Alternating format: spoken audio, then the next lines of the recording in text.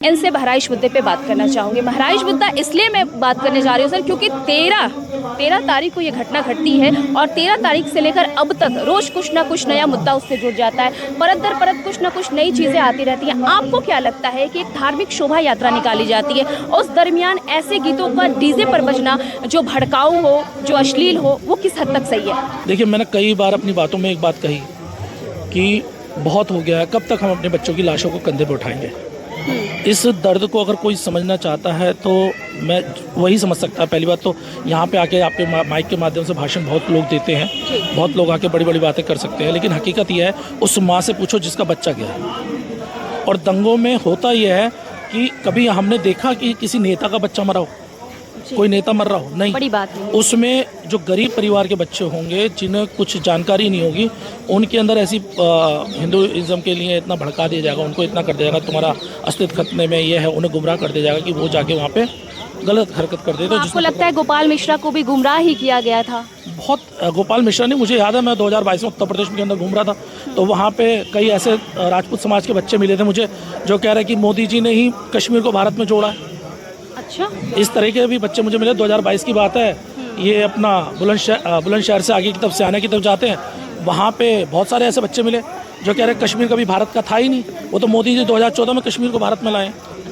तो आप अंदाजा लगाइए कि उनकी मानसिकता किस तरह से उन्होंने ब्रेन वॉश किया हुआ कुछ लोगों ने। तो अगर बच्चों को इस तरह की अगर ब्रेन वॉश, अगर वो भी ऐसा नहीं छोटा बच्चा था, कम से 23 से 24 साल की उम्र का लड़का था। मैंने पूछा क्वालिफिकेशन क्या कह रहा, पढ़ा नहीं हूँ, 5वीं क्लास है। तो जब वो 5वीं क्लास का बच्चा है और उसका ब्रेन वॉश कर दिया जाएगा तो इस तरह के बहुत सारे बच्चे होंगे इस देश में जिन्होंने आज भी एजुकेशन कहीं पीछे हैं। तो ऐसी स्थिति में उनके मस्तिष्क में एक ही बात डाली जा रही है कि तुम्हारा जो सबसे बड़ा दुश्मन है वो है मुसलमान, तुम्हें जो कोई ख़त्म कर रहा है वो है मुसलमान। तो ऐसे मानसिकता के लोगों से भी बचना चाहिए, खासकर माँ बाप की जिम्मेदारी बनती है ऐसी मानसिकता के लोगों से अपने बच्चों को बचाएं। क्योंकि आज तो आप खुश हो जाएंगे कि आपका बच्चा टीवी पे आ गया या वहाँ पे जाकर हाय अल्लाह कर आया धर्म को बचाने के लिए, लेकिन जब वो बच्चा चला गया तो पूरी ज़िंदगी आपको रोना भी पड़ेगा, ये याद रखिएगा। हम किसी भी बच्चे की जो वहाँ पे घटना हुई, जो मिश्रा लड़का है जो उसकी हत्या हुई, उसका हम समर्थन नहीं करते हैं। उसका हम कहते हैं भाई सरकार उस पर सख्त से सख्त कार्रवाई करे, लेकिन ये भी ना हो कि एक तरफा कार्रवाई। जिन लोगों ने ये चीज़ करी उस पर भी तो कार्रवाई हो ना। आपने एक तरफ विलन बना दिया कि जितना भी मुस्लिम समाज है वो सारा विलन है, कैसे पॉसिबल है? इस देश के इतिहास के अंदर हमारे जो सैनिकों में वहाँ पे मुसलमान भी बहुत सारे मुस्लिम हैं जिन्होंने अपना खून बलिदान दिया है। तो क्या आप उनकी शहादत को भूल जाएंगे? तो इस चीज़ को हमें ध्यान रखना पड़ेगा। इस देश का, मैं आपको सच बता रहा हूँ, इस देश का जो गद्दार कभी मुसलमान नहीं था, वो हमेशा इस देश का अपना नागरिक रहा है, वो इस देश का ईमानदार व्यक्ति है। गद्दार और जो बार बार हम कहते हैं, अगर आप देखेंगे तो ज़्यादातर नेता रहे हैं, उन नेताओं ने इतिहास में ऐसी हरकतें करी हैं जिससे गद्दारी दिखाई दी है। आपने नेताओं की बात की है, ये इतना बड़ा घटना घट गया, उसके बावजूद नेता एक दूसरे पर बयानबाजी से बाज नहीं आ रहे हैं। अभी गिरिराज सिंह ने अखिलेश यादव को ये कहा, जब अखिलेश यादव ने कहा कि डीजे के वजह से ये सारी चीज़ें हुई हैं, तो धार्मिक यात्रा में इस तरह के डीजे पे सॉन्ग्स क्यों बज रहे हैं? अखिलेश यादव का सीधे तौर पे कहना था। और गिरिराज सिंह ने ये कहा अखिलेश यादव को कि अखिलेश यादव के खून में हिंदूवादी चीज़ें हैं ही नहीं। तो आपको क्या लगता है कि एक युवक की मौत हो जाती है और यहाँ इस तरह की राजनीतिक खेल चल रही है? नहीं, देखिए, मैं अखिलेश यादव का मैं कह रहा हूँ, अखिलेश यादव ने कहा कि भाई वहाँ पर डीजे में ऐसे गाने, अश्लील गाने नहीं चलने चाहिए, या किसी धार्मिक समाज को, धर्म के गाली देने वाले गाने नहीं चले। सही बात है, इस देश संविधान से चलने वाला, ये देश लोकतंत्र से चलने वाला। गिरिराज सिंह की बात बताता हूँ।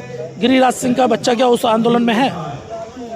ये जितने कट्टरपंथी बने पड़े हैं, इनके बच्चे तो विदेशों में पढ़ाई कर रहे हैं। अगर ये अपने बाप की पैदाइश है तो अपने बच्चों को भेजें ना इन आंदोलन में मरने के लिए।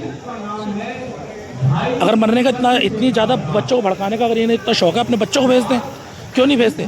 इनके बच्चे तो पढ़ने जाएंगे अमेरिका विदेशों में, और जो देश का नागरिक है, जो गरीब परिवार का बच्चा, उसे कहेंगे नहीं आप जाओ, इन्हें क्या नाम है इनका, इन जुलूसों में निकल जाओ और धर्म के कट्टरपंथी बन जाओ, और ये यानी कि आप मुसलमानों से लड़ाई लड़ लो।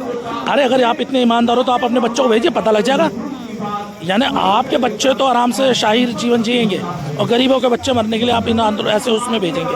अच्छा, आपने ईमानदारी की बात की है तो मैं आपको बता दूं कि उत्तर प्रदेश के मुख्यमंत्री योगी आदित्यनाथ ने कहा है कि जो भी आरोपी होगा उसको छोड़ा नहीं जाएगा। और इसी में अतिक्रमण के तहत उन्होंने कई सारे इलीगल तरीके से बने हुए घरों पे नोटिस चिपका दिया है और ये बोला है कि घर को खाली करो, अदरवाइज हम बुलडोजर से तोड़ेंगे। क्या कहेंगे आप इस पर? देखिए, मैंने आपको पहले अभी बयान के बीच में ही मैंने बोल दिया था कि एक पक्ष पे कार्रवाई हो रही है, तो सारे के सारे एक धर्म से, लेकिन वो लोग कौन जिन्होंने उन्हें भड़काया था, वो लोग, उन पे कब कार्रवाई होगी? वो कौन लोग थे जिन्होंने वहाँ पत्थरबाजी करी?